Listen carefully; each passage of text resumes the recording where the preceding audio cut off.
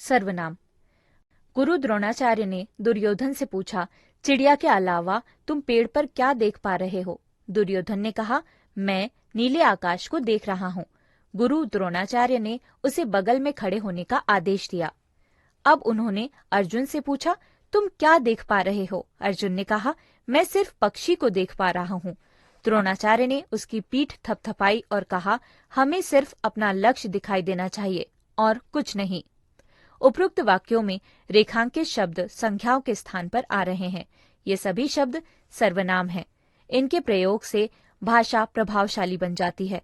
संख्या के स्थान पर प्रयोग किए जाने वाले शब्दों को सर्वनाम कहते हैं। सर्वनाम के भेद। सर्वनाम के निम्नलिखित 6 भेद हैं।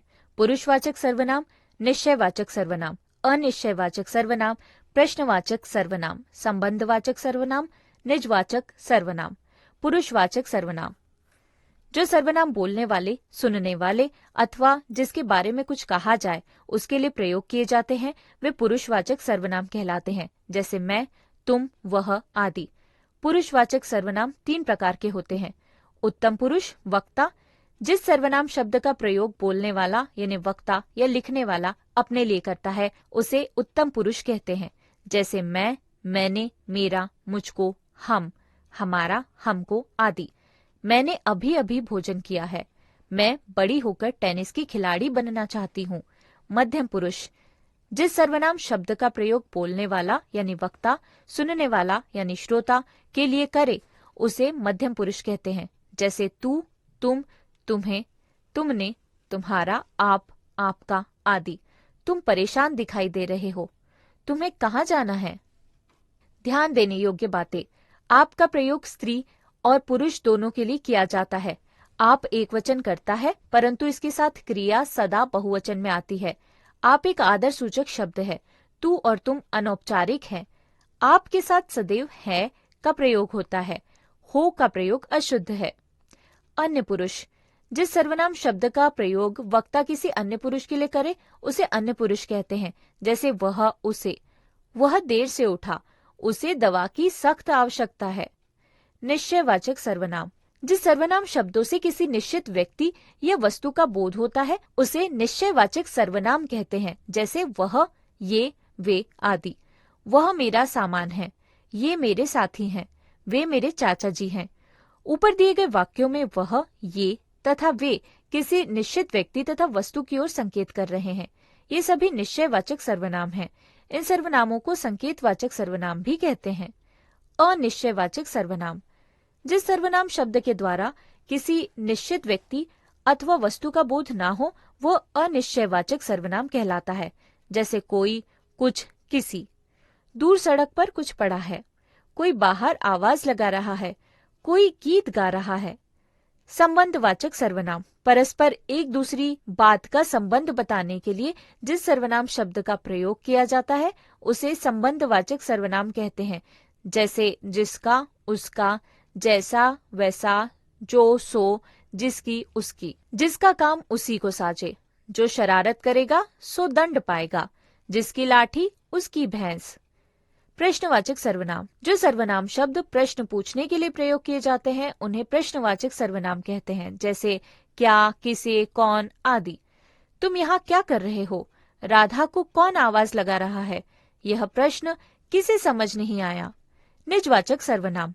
वक्ता अपने लिए जिन सर्वनाम शब्दों का प्रयोग करता है उन्हें निजवाचक सर्वनाम कहते हैं, जैसे आप, अपने आप, स्वयं, खुद आदि। उसने स्वयं जिम्मेदारी उठाई। मैं अपने आप घर चला जाऊंगा। अपना काम खुद करना चाहिए। ध्यान देने योग्य बातें। आप सर्वनाम शब्द के 3 प्रयोग देखिए। जब आप शब्द का प्रयोग अपने लिए किया जाता है तो वहां निजवाचक सर्वनाम होता है, परंतु जब आप शब्द का प्रयोग सुनने वाले यानी मध्यम पुरुष के लिए किया जाता है तो वहां वह पुरुषवाचक सर्वनाम कहलाता है, जैसे आप आराम करिए। मध्यम पुरुष आदर सूचक। आप हिंदी के लेखक हैं। अन्य पुरुष आदर सूचक। उसने अपना काम आप ही किया। निजवाचक सर्वनाम। सर्वनाम विकारी है। इन पर वचन, लिंग, कारक का प्रभाव पड़ता है और इसके रूप में परिवर्तन होता है। इनकी रूप रचना इस प्रकार है। सर्वनाम की कारक रचना। पुरुषवाचक मैं, उत्तम पुरुष।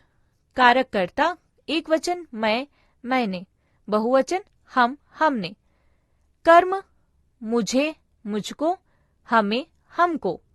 करण मुझमें, करण मुझसे, मेरे द्वारा, हमसे, हमारे द्वारा। संप्रदान मुझे, मेरे लिए, हमें, हमारे लिए। अपादान मुझसे, हमसे। संबंध मेरा, मेरी, मेरे।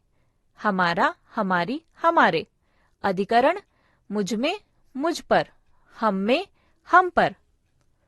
पुरुषवाचक तू, मध्यम पुरुष। कारक कर्ता एक वचन तू, तूने। बहुवचन तुम, तुमने, तुम लोग, तुम लोगों ने।